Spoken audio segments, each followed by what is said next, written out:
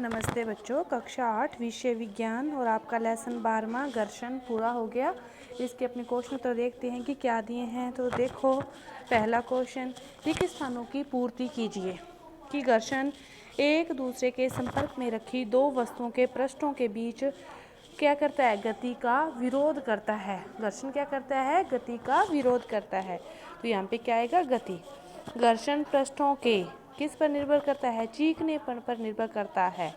जितना चिकनापन अधिक होगा घर्षण उतना ही अधिक, और जितना कम उतना ही घर्षण कम। घर्षण से क्या उत्पन्न होती है? ऊष्मा उत्पन्न होती है। अपने दो हथेलियों को रगड़ते हैं तो क्या उत्पन्न होती है? ऊष्मा।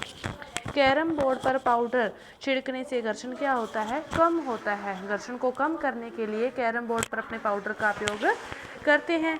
सर्पी जो घर्षण है वो स्थैतिक घर्षण से क्या होता है? कम होता है। सर्पी घर्षण स्थैतिक घर्षण से कम होता है। सबसे अधिक जो मान होता है घर्षण का, किस घर्षण का होता है? स्थैतिक घर्षण का होता है। सबसे अधिक मान स्थैतिक घर्षण का होता है। चार बच्चों को लौटनिक, स्थैतिक, सर्पी घर्षण के बलों के घटते क्रम में लिखिए। घटते क्रम में तो सबसे अधिक किसका होता है? स्थैतिक का। सबसे अधिक स्थैतिक का, फिर सर्पी और फिर लौटनिक। आपको पाठ के अंदर समझाया जा चुका है कि सबसे अधिक स्थैतिक का, फिर सर्पी और फिर लौटनिक का। इसके बाद तीसरा क्वेश्चन कि आलिदा अपने कार को संगमरमर के सूखे फर्श, संगमरमर के गीले फर्श और फर्श पर विषय समाचार पत्र और तौलिए पर चलाती है। तो कार का विभिन्न पृष्ठों पर घर्षण बल का बढ़ता क्रम लिखना है आपको कि सबसे कम किस पर होगा। तो सबसे कम जो घर्षण होगा वो तौलिए पर होगा, फिर समाचार पत्र पर, फिर सूखे फर्श पर और गीले फर्श पर। तो घर्षण का मान क्या होगा? सबसे अधिक होगा। सबसे अधिक घर्षण बल का मान गिल्ले फर्श पर होता है, संगमरमर के, जिस पर चलना बहुत ही कठिन होता है। क्योंकि घर्षण बल का मान जितना अधिक होगा किसी भी चीज़ की गति वहाँ पर उतनी ही कम होगी। तो चौथा क्वेश्चन है कि मान लीजिए आप अपने डेस्क को थोड़ा झुकाते हैं और उस पर रखी कोई पुस्तक को नीचे की ओर सरकना आरंभ करते हैं। तो इस पर घर्षण बल की दिशा क्या होगी? यदि हम डेस्क को थोड़ा झुकाते हैं तो पुस्तक नीचे की ओर गति करेगी। तो घर्षण बल गति के क्या होता है? बिल्कुल, घर्षण बल क्या करेगा? उसके ऊपर की ओर गति करेगा। घर्षण बल डेस्क के ऊपर की ओर गति करेगा, पुस्तक तो धरती की ओर गति करेगी। घर्षण बल ऊपर की ओर। घर्षण बल हमेशा गति की विपरीत दिशा में कार्य करता है। पांचवा क्वेश्चन, मान लीजिए किसी दुर्घटनावश साबुन के पानी से भरी बाल्टी संगमरमर के फर्श पर उड़ेल दी जाती है। तो फिर गीले फर्श पर चलना आसान होगा या कठिन? कठिन होगा। तो चलना क्या होगा? कठिन होगा, क्योंकि वहाँ पर क्या हो जाएगी? बहुत सारी अनियमितताएं हो जाएगी। या फिर यूँ कहें कि घर्षण बल का मान कम होता है तो फिर फिसलने की संभावना क्या होती है? अधिक होती है। तो वहाँ पर बहुत सारी अनियमितता हो जाएगी, जिसका चलना क्या हो जाएगा? कठिन हो जाएगा। छठा क्वेश्चन देखो कि खिलाड़ी कीलदार जूते क्यों पहनते हैं? क्यों पहनते हैं? ताकि घर्षण बढ़ सके, जिसके कारण वे बार बार खेल का अभ्यास करने से जो है वो गिरे नहीं, और खेल के दौरान खिलाड़ी फिसले भी नहीं, तो वो धरती को ठीक से पकड़ सकें।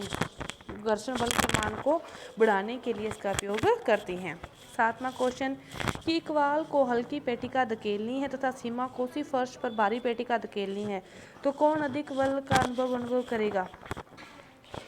तो जिसको अधिक घर्षण बल का अनुभव करना पड़ेगा वो कौन है? भारी, उसी फर्श पर भारी पेटिका वाले को, क्योंकि उसको उतना ही, जितना वो जो बल लगाएगा उसके विपरीत उतना ही उसको क्या लगेगा? घर्षण बल लगेगा। कहाँ? खाली पेटिका या फिर हल्की पेटिका होगी तो वो आसानी से फिसल जाएगी। इसके बाद व्याख्या कीजिए कि सर्पी घर्षण स्थैतिक घर्षण से कम क्यों होता है। देखो, स्थैतिक घर्षण तो क्या होता है? किसी स्थिर वस्तु को गतिमान करने के लिए। स्थैतिक घर्षण क्या होता है? किसी स्थिर वस्तु को गतिमान करने के लिए तो उस पर अपने को घर्षण बल की मात्रा बहुत ज़्यादा लगानी पड़ती है। लेकिन जो कौन सा दूसरा घर्षण, सर्पी घर्षण है, वो क्या है? गतिमान वस्तु को गति में ही रखने के लिए, तो उसको वहाँ पर कम बल लगाने की आवश्यकता होती है। तो इसलिए इसके बाद है कि वर्णन कीजिए कि घर्षण किस प्रकार शत्रु और मित्र दोनों हैं। तो घर्षण के कारण वस्तुएं घिस जाती है और घर्षण से अत्यधिक ऊष्मा नष्ट होती है। घर्षण शत्रु तो इसलिए है क्योंकि घर्षण के कारण वस्तुएं क्या हो जाती है, घिस जाती है। अपने चलते हैं अपनी चप्पलें, शूज, गाड़ी के टायर, मशीनों के जो पुर्जे हैं ये घिसते हैं, तो ये इसलिए तो हमारा ये क्या है, शत्रु है। अत्यधिक ऊष्मा नष्ट होती है इसलिए भी ये हमारा क्या है, शत्रु है। लेकिन घर्षण अनिवार्य है क्योंकि घर्षण के बिना न तो हम चल सकते हैं, न पक्षी उड़ सकते हैं, न गाड़ी चल सकती है, और गतिमान वस्तुओं को फिर रोकना ही संभव नहीं होगा, वह गति ही करती रहेगी। यदि घर्षण नहीं होगा तो फिर वो गति ही करती रहेगी। तो वर्णन कीजिए कि तरल में गति करने वाली वस्तुओं को आकृति विशेष प्रकार की क्यों बनाते हैं।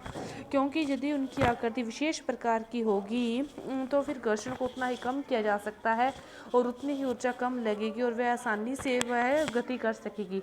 यदि उनकी आकृति कैसी भी बना देंगे तो फिर वो घर्षण को फेस नहीं कर सकेगी, ज़्यादा घर्षण लगेगा तो फिर वो गति नहीं कर सकेगी।